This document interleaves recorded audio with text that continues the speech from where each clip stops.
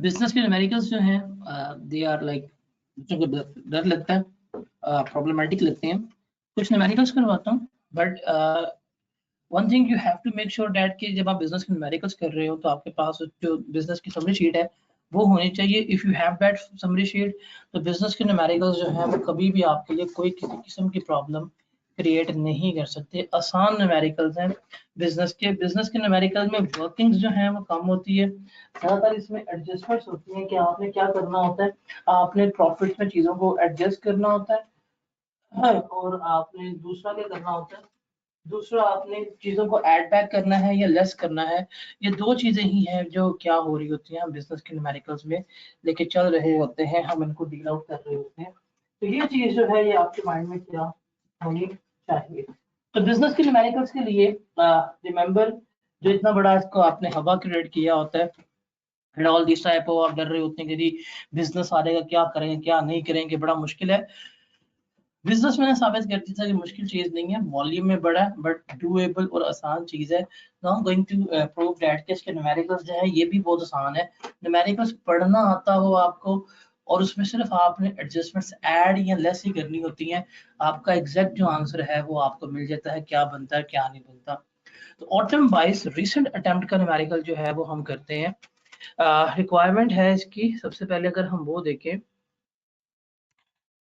कि under the provision of income tax ordinance 2001 and rules made thereunder, compute the total income, taxable income and tax liability of Azadi and co. Azadi and को की आपने total income बतानी है, taxable income बतानी है for tax year 2022, 15 number का सवाल है। And discuss the tax implication in respect of scholarship received by Sara in her return of income for tax year 2022। जो हमने इसको स्कॉलरशिप दी है उसका हमने ट्रीटमेंट बताना है। ओके, डन हो गया। अब ये सवाल पढ़ते हुए ना आपका जो सॉल्यूशन है वो ऊपर आ जाता है। जिस तरह सेल्स टैक्स के न्यूमेरिकल्स में मैंने आपको साबित किया हुआ है, आगे जाके आपने देखे भी होंगे कि सेल्स टैक्स के न्यूमेरिकल में मेजॉरिटी जो क्वेश्चन है वो सवाल पढ़ते हुए ही सॉल्व हो जाता है। Similarly on that way income from business का न्यूमेरिकल भी जो है वो सवाल पढ़ते हुए ही क्या हो जाता है, सॉल्व हो जाता है। सवाल पढ़ना बड़ा इंपॉर्टेंट है कि आप सवाल पढ़ कैसे रहे हैं, कैसे नहीं पढ़ रहे, इस तरह ही क्या है आपने इसको लेके चलना होता है। तो स्टार्ट करते हैं क्वेश्चन।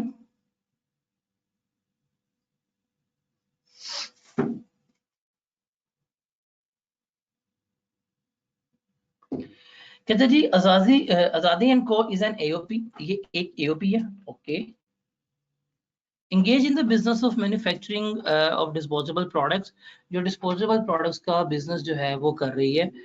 एओपी है जी, एओपी की टैक्सेशन नहीं आती, एओपी की टैक्सेशन नहीं आती, एओपी बड़ी मुश्किल है, एओपी हम करते मर जाएंगे। एओपी का सवाल है, यही से स्टार्ट करें, देखते हैं एओपी की टैक्सेशन कितनी मुश्किल है। उसने आपको क्या दिया, उसने आपको profit and loss account given किया। ये प्रॉफिट एंड लॉस अकाउंट पढ़ना इंपॉर्टेंट है, समटाइम इसमें कोई ना कोई एडजस्टमेंट गिवन होती है। सेल्स है, उसमें से सेल्स टैक्स लेस किया हुआ है, ट्रेड डिस्काउंट लेस किया हुआ है, नेट सेल्स आ गई हैं, फिर कॉस्ट ऑफ सेल्स है, फिर जीपी है, फिर ऑपरेटिंग एक्सपेंसेस है, फिर लॉस बिफोर टैक्स है। Okay, that question start from loss before tax. हमने कहा ठीक है जी, लॉस बिफोर टैक्स है, कोई मसला नहीं है, डन हो गया। उसके बाद उसने कहा है एडिशनल इंफॉर्मेशन, उसने बताया कि कॉस्ट ऑफ सेल्स इंक्लूड, इसकी बात कर रहा है कि कॉस्ट ऑफ सेल्स में क्या कुछ शामिल है उसकी। Payment of rupees 12 million including sales tax of rupees 2 million to Hashim Limited for the purchase of a new machine for making plastic container in respect of an old machine having a book value and a fair market value of rupees 5 million and 4 million respectively on exchange date. The transaction was carried on 1st July 2021, 1 जुलाई 2021 को अपने transaction की है। अब इससे पूरी बात बताइए ना, मुझे एक चीज समझ लग रही है पढ़ के कि यार ये जो इसने 12 मिलियन को एक्सपेंस आउट किया हुआ है, कॉस्ट ऑफ सेल्स में ऐड किया हुआ है, लेस किया है, ये कभी भी लेस नहीं हो सकता बिकॉज फिक्स एसेट है, इसके ऊपर डेप्रिसिएशन या मोडाइजेशन जो है वो चार्ज करनी पड़ेगी, इसलिए 12 मिलियन जो है ये होना चाहिए, एड बैक होना चाहिए। ये तो मैं करूंगा बात, देखते इसमें क्या करना है क्या नहीं करना। एक चीज कंफर्म है, ये 12 मिलियन जो है ये क्या होना चाहिए, मेरा एड बैक होना चाहिए। इसी से रिलेटेड है, कहता है जी old machinery was purchase on 1 January 2022। ये जो उसने ओल्ड मशीनरी दी है जो उसने एक्सचेंज की है 4 मिलियन की, उसके बारे में कह रहा है कि उसने वो ली थी यकम जनवरी 2020 को।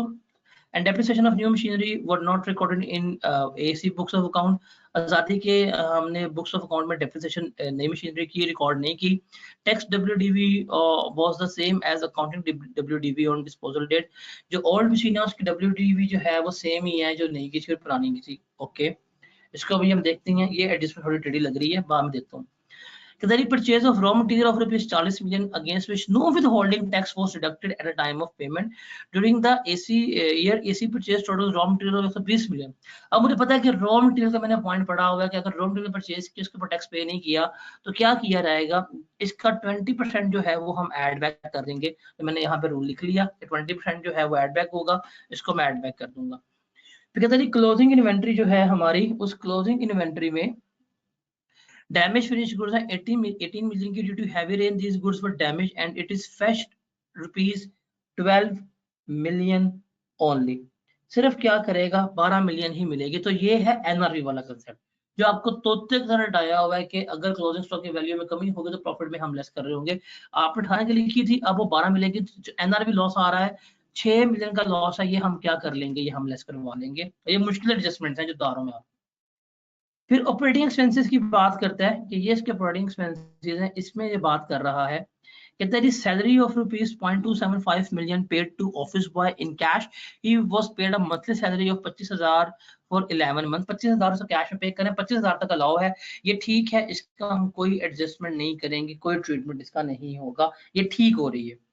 Ware house rent of rupees 1.6 million जो है वो हमने क्या किया है, पे किया है through credit card link to notified business bank account. जो आपने बिजनेस बैंक अकाउंट डिक्लेयर किया था उसका जो क्रेडिट कार्ड था उससे पेमेंट की, तो बिजनेस अकाउंट से पेमेंट हो रही है, तो ये भी आपको अलाउ है, इसके भी हम कोई एडजस्टमेंट वगैरह नहीं करेंगे। Bad debt of rupees 2.8 million return of against receivable from a customer on his solvency.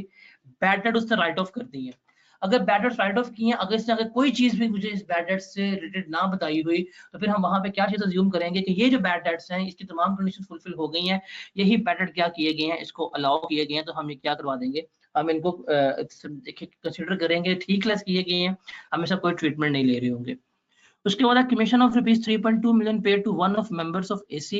एक मेंबर को उसने क्या किया, 3.2 मिलियन की कमीशन पे की है। अब एओपी है, अपने मेंबर्स को कमीशन पे कर रही है, तो ये इनएडमिसिबल है, ये हमारी क्या होनी चाहिए, एड बैक होनी चाहिए।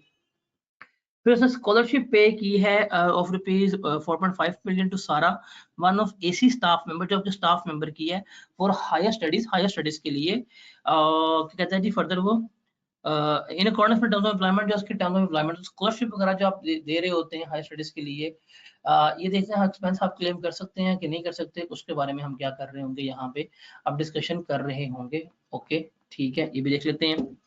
उसके बाद है payment of rupees 6.4 million for purchase of specialised forward. अब ये भी उसने सॉफ्टवेयर लिया और इसको उसने क्या किया हुआ है, उसने इसको एक्सपेंस आउट किया हुआ है, तो ये तो हमेशा 6.4 मिलियन मेरा क्या हो जाना, एड बैक हो जाना, ये तो मुझे कंफर्म है। अब उसे 1 अप्रैल 22 को लिया है, ये 5 साल इस्तेमाल होगा। Software is available for use from date of purchase.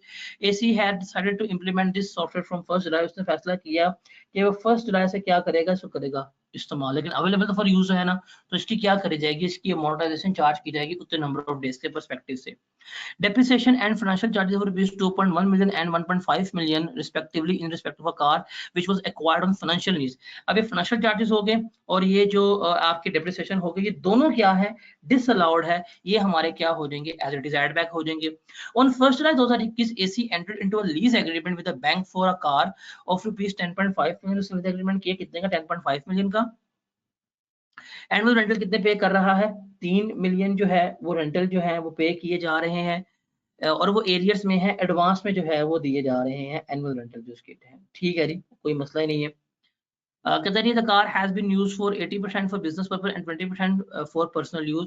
और 80% बिजनेस पर्पस के लिए इस्तेमाल हो रही है और 20% जो है वो पर्सनल यूज के लिए इस्तेमाल हो रही है। तो जो लीज रेंटल्स पे किए जा रहे होंगे उसको हम क्या करेंगे, उसको हम यहाँ पे क्लेम कर लेंगे, लेकिन हम कितना क्लेम कर पाएंगे, हम सिर्फ और सिर्फ 80% ही जो है वो क्या कर रहे होंगे, क्लेम कर रहे होंगे।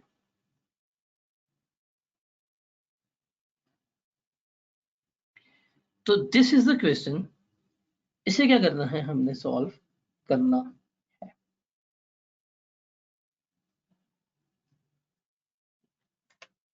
सवाल समझ आया? सवाल समझ आया? Is that really difficult question? जितनी एडजस्टमेंट्स हमने पढ़ी हैं, जितनी एडजस्टमेंट डिस्कस की हैं, क्या आपको ये लेक्चर्स में नहीं बताई हुई? आप इस सवाल को सामने रख लेना, आप इस सवाल को सामने रख लेना। अब मैंने सिर्फ पढ़ा है, मैंने पढ़ते हुए मैंने 60% सवाल सॉल्व कर लिए। ठीक है जी, इसको सॉल्व करते हैं, क्वेश्चन को देखते हैं इसमें क्या है क्या नहीं है। आजादी एंड को है, एओपी का सवाल है।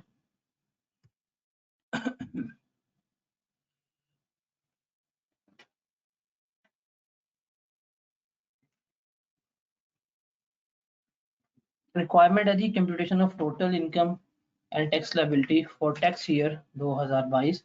अभी देख लेते हैं इसे। Computation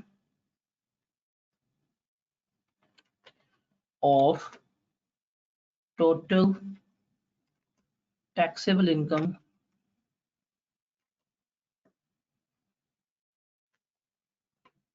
and tax liability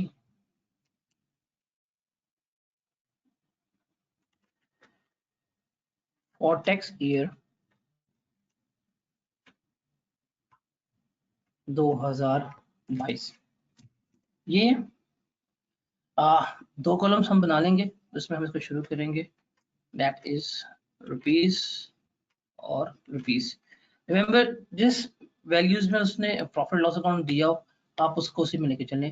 rupees in million है तो आप ले लेंगे रुपीज इन मिलियन, लेके चलेंगे आप इसको। इनकम फ्रॉम बिजनेस है, तो इनकम फ्रॉम बिजनेस ही है, और इसके अलावा कोई और इनकम नहीं है। हम यहाँ पे लिख लेते हैं इनकम फ्रॉम बिजनेस।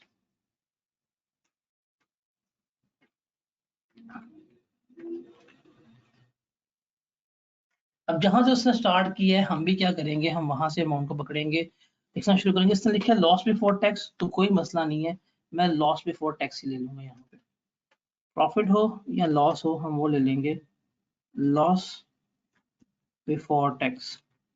कितने? 66 मिलियन का, वो हमने क्या लिख लिया, वो हमने यहाँ पे लिख लिया। इसमें क्या करेंगे, इसमें हम अब एडजस्टमेंट्स करेंगे। रिमेंबर, ऐड जितनी भी इन एडमिसिबल एक्सपेंडिचर्स हैं या एडमिसिबल इनकम है, वो हम ऐड करेंगे। इन एडमिसिबल एक्सपेंडिचर्स या एडमिसिबल इनकम, मतलब जो इनकम आपको टैक्स में अलाउ है, वो हम ऐड करेंगे। कुछ मैं जगह छोड़ दूंगा, पेपर में बैठा हूं ना मैं, तो मैं कुछ लाइनें छोड़ दूंगा। अराउंड मैं कुछ 10 लाइनें छोड़ देता हूँ।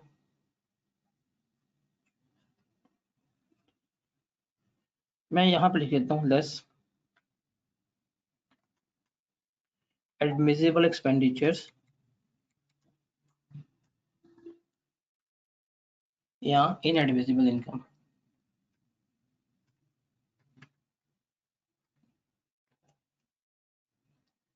या तो ये एड बैक होंगे, या ये क्या होंगे, लेस होंगे। अब सवाल जब मैं पढ़ा था ना, मैंने सवाल पे लिख दिया था कि यार क्या कुछ हो रहा है, क्या कुछ नहीं हो रहा।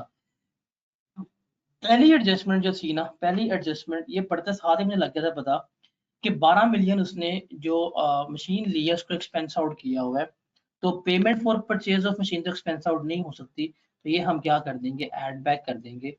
पेमेंट फॉर मशीन 12 मिलियन की है, ये हम क्या कर देंगे, ऐड बैक कर देंगे। उसके बाद तमाम ट्रांजैक्शन था ये, वो तो डेप्रिसिएशन से रिलेवेंट है, वो भी नहीं करता मैं।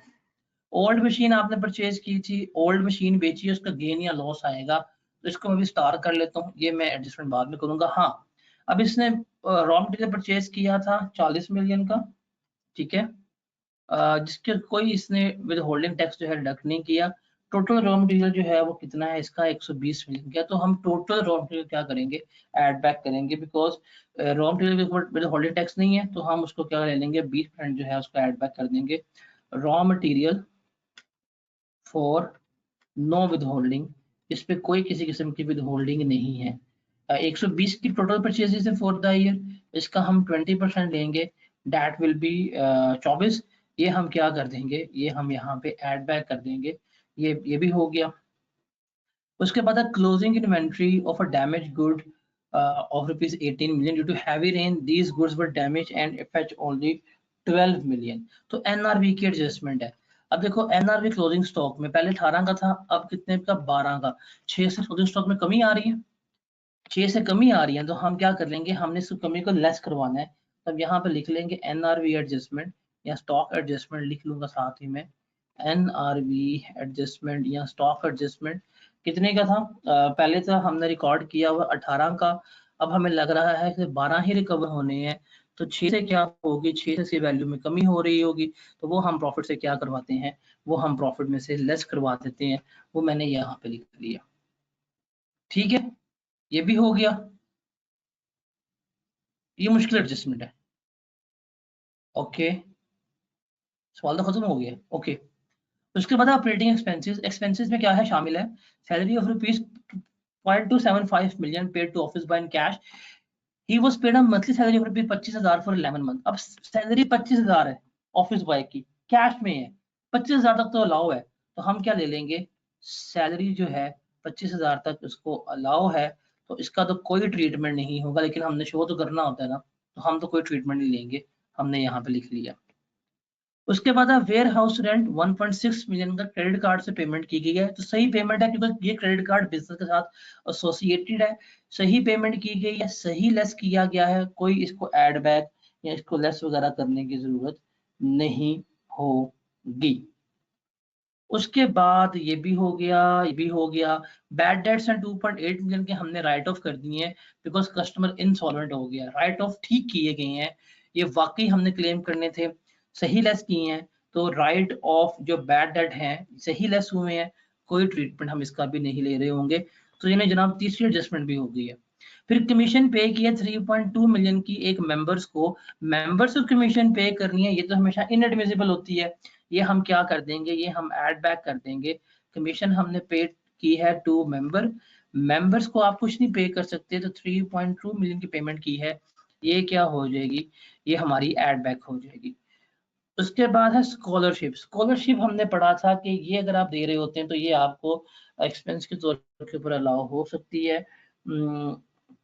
यहाँ पे जो आपने स्कॉलरशिप गिवन की है तो ये अलाउड है, इसका भी हम कोई किसी किस्म का ट्रीटमेंट नहीं लेंगे, लेस करवाई हुई है एज पर द स्कीम, आप क्या कर सकते हैं, इसको लेस करवा सकते हैं, तो ये भी ठीक हुआ है।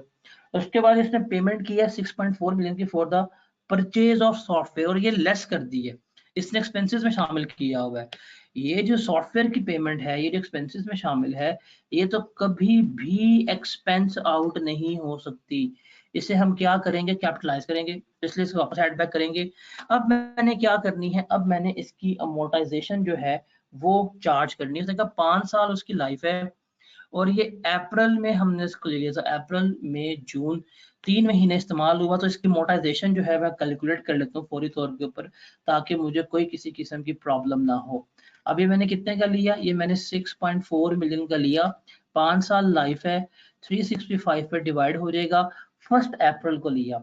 अब 1 अप्रैल से लेके 30 जून तक कितने डेज बनेंगे, 30 अप्रैल के, 30 जून के और 31 मई के, 91 डेज बनेंगे। आप इसको सॉल्व करेंगे तो इसकी अमोर्टाइजेशन आ जाएगी, कितनी बनती है, दैट विल बी 0.32 मिलियन जो है वो क्या आ जाएगी, इसकी अमोर्टाइजेशन आ जाएगी, वो भी हमने कर लिया। ये लेंगे, इतनी बड़ी एडजस्टमेंट है, रेलेवेंट डाटा पकड़ा है, कर लिया। उसके बाद डेप्रिसिएशन 2.1 मिलियन है, फाइनेंशियल चार्जेस जो है 1.5 मिलियन है, लीज एसेट्स के ये भी क्या हो जाएंगी, हमारी एड बैक हो जाएंगी। लीज एसेट्स की डेप्रिसिएशन 2.1 मिलियन की डिसअलाउड है, लीज एसेट्स के फाइनेंशियल चार्जेस जो है 1.5 मिलियन के ये भी डिसअलाउ है, क्योंकि बिकॉज लीज एसेट का हमें क्या अलाउ हो रहा है, लीज रेंटल्स अलाउ होते हैं, ये भी हमारा क्या हो गया, यहाँ पे कंप्लीट हो गया। उसके बाद क्या रह गया है, उसके बाद उसने कहा है ऑन 1 जुलाई 2021 को AC entered into a lease agreement, उसने लीजिंग एग्रीमेंट किया बैंक के साथ, एक गाड़ी लीज पे ली है 10.5 मिलियन की, और against the annual lease rental value of rupees 3 million, जिसका एनुअल रेंटल कितना पे कर रहे हैं, 3 मिलियन पे कर रहे हैं। The car has been 80% use for the business purpose, और 80% जो है वो बिजनेस पर्पस पे इस्तेमाल हो रही है। अब देखें यहाँ पे जब प्रॉफिट ऑन डेट बता रहा था आपको, प्रॉफिट ऑन डेट में ये पॉइंट वहां पे बकायदा हाईलाइटेड था कि जो लीज एसेट्स होते हैं अगर वो not plan for hire vehicle ली है तो उसके लीज रेंटल्स जो है वो 2.5 मिलियन तक रिस्ट्रिक्ट रहेंगे, उसके एसेट्स जो हैं वो 2.5 मिलियन तक ही रिस्ट्रिक्ट रहेंगे। अब इसने एक गाड़ी ले ली है वो 10.5 मिलियन की है और लीज रेंटल कितना पे कर रहा है, ये 2.5 मिलियन का पे कर रहा है। तो अब हमें क्या करना पड़ेगा, हमें 3 मिलियन को 2.5 मिलियन के मुताबिक प्रपोर्शनेट करना पड़ेगा।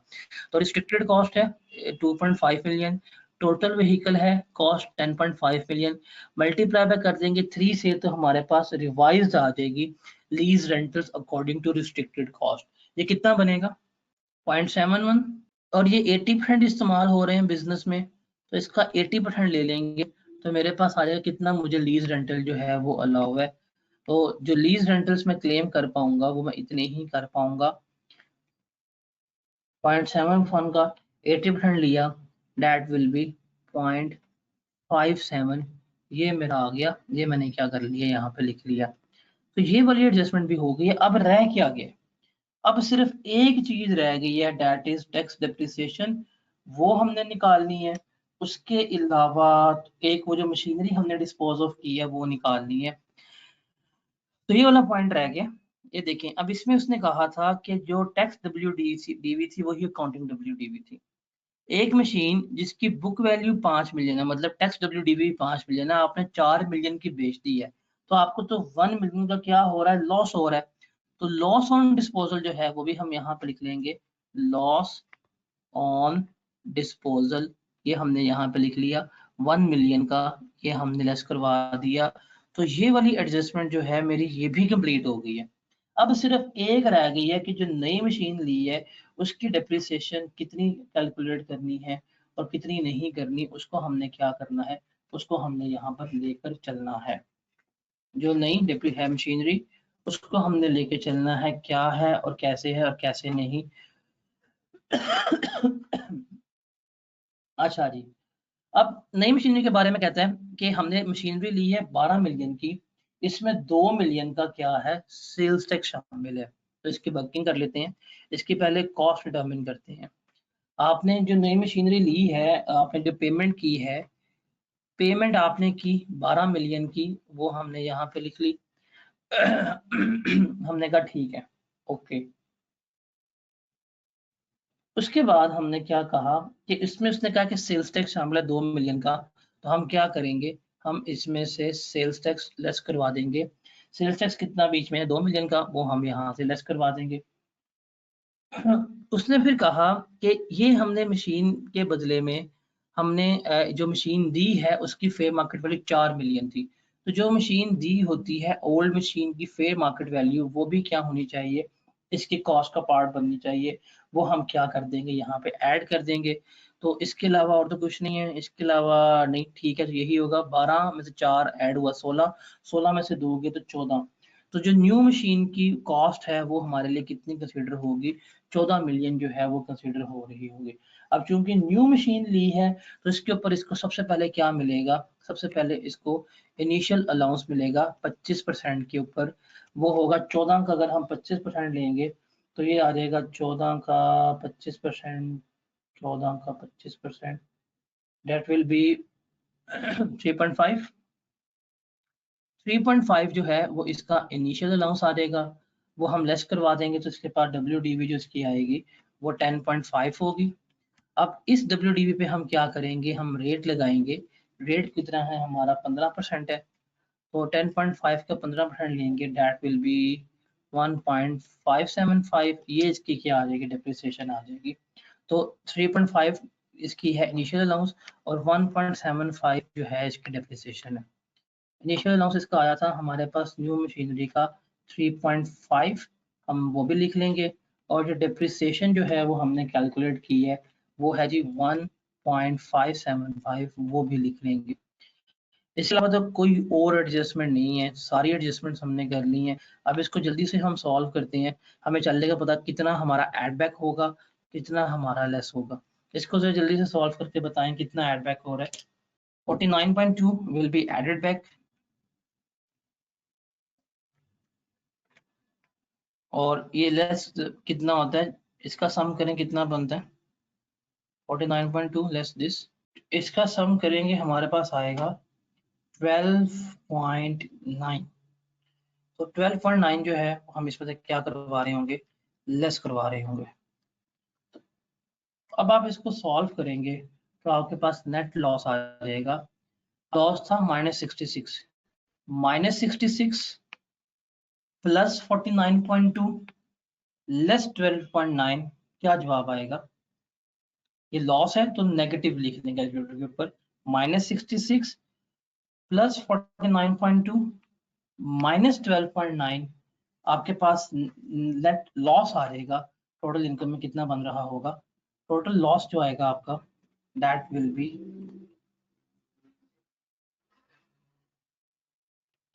28.7।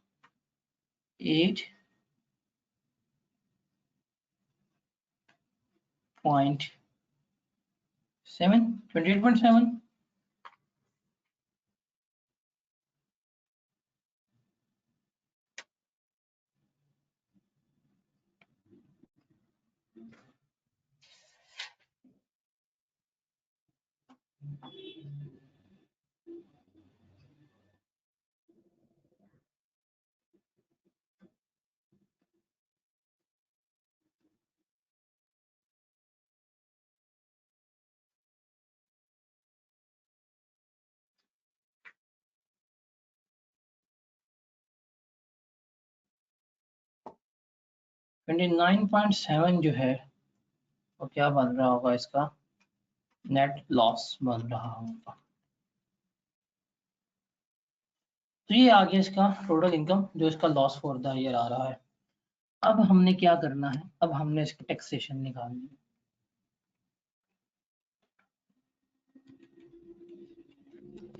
इसका कोई टैक्स आएगा। अब यहाँ पे मेजोरिटी बच्चों ने क्या गलती की थी, मेजोरिटी बच्चों ने सवाल में गलती की, लॉस आ गया, लॉस के ऊपर टैक्स नहीं बनता। ऐसे ही है, आप लोग भी इसको देख रहे होंगे, सुन रहे होंगे, आपके माइंड में भी आ रहा होगा कि यार लॉस के ऊपर टैक्स बनता ही नहीं है और ये टैक्सेशन पे जा रहे हैं, बड़ी फजूल है। ऐसे ही है, बट एक चीज आप रिलेट कर रहे हैं जो बिजनेस में आपको समझाई हुई है, मिनिमम टैक्स का कंसेप्ट, कि अगर कोई इंडिविजुअल है या कोई एओपी है, अगर उसका टर्नओवर टोटल सेल्स जो है वो अगर 100 मिलियन से ज्यादा की है, टर्नओवर 100 मिलियन से ज्यादा का है, तो फिर हम उसके ऊपर क्या करते हैं, फिर हम उसके ऊपर मिनिमम टैक्स रजीम का कंसेप्ट अप्लाई करते हैं। तो बेशक इसका लॉस आ रहा है, लेकिन हम इसके टर्नओवर के ऊपर जो है वो टैक्स लगाएंगे। अब चूंकि इसमें हमने देखना है क्या ये मिनिमम टैक्स में फॉल करता है या नहीं करता, तो उसके लिए हमें इसका टर्नओवर निकालना पड़ेगा। अब इसकी टोटल सेल्स कितनी थी जो इसने हमें सवाल में गिवन की है, gross sales, that sales were 380 million. हमने कहा ठीक है, 380 मिलियन सेल्स आ गई, उसमें से इसने हमें सेल्स टैक्स की अमाउंट गिवन की हुई थी 45 मिलियन, वो भी हम लेस करवा देंगे। फिर उसने ट्रेड डिस्काउंट गिवन किया, वो भी हम लेस करवा लेंगे। तो 380 less gross less sales tax less trade discount, ये करने के बाद हमारे पास जो टर्न ओवर आएगा, जो नेट सेल्स बनती हैं, दैट इज 320 मिलियन। स्टिल ये 100 मिलियन से ज्यादा है, तो इसके ऊपर क्या होगा, इसके ऊपर हम टर्न ओवर टैक्स लगाएंगे और वो होगा 1.25% ऑफ दैट वैल्यू। 3.2 मिलियन का हम लेंगे 1.25%, और ये बनेगा अराउंड 4 मिलियन जो है वो इसका जवाब बन रहा होगा। And that tax will be payable, ये उसको हर हाल में पे करना पड़ेगा। तो टर्नओवर टैक्सेशन यहाँ पे अप्लाई होती है। रिमेंबर, बिजनेस के जितने भी सवाल होंगे, बिजनेस के जितने भी सवाल होंगे, अनलेस एग्जामिनर खुद कह दे कि टर्नओवर टैक्सेशन आपने नहीं करनी, हम नहीं करेंगे। अदरवाइज हम टर्नओवर टैक्सेशन हमेशा करते हैं। अगर उसका जो टर्नओवर है वो 100 मिलियन से अबव है तो वो मिनिमम टैक्स रजीम में फॉल करेगा, जैसे ये फॉल कर रहा था। This was the question from the very recent attempt autumn 22।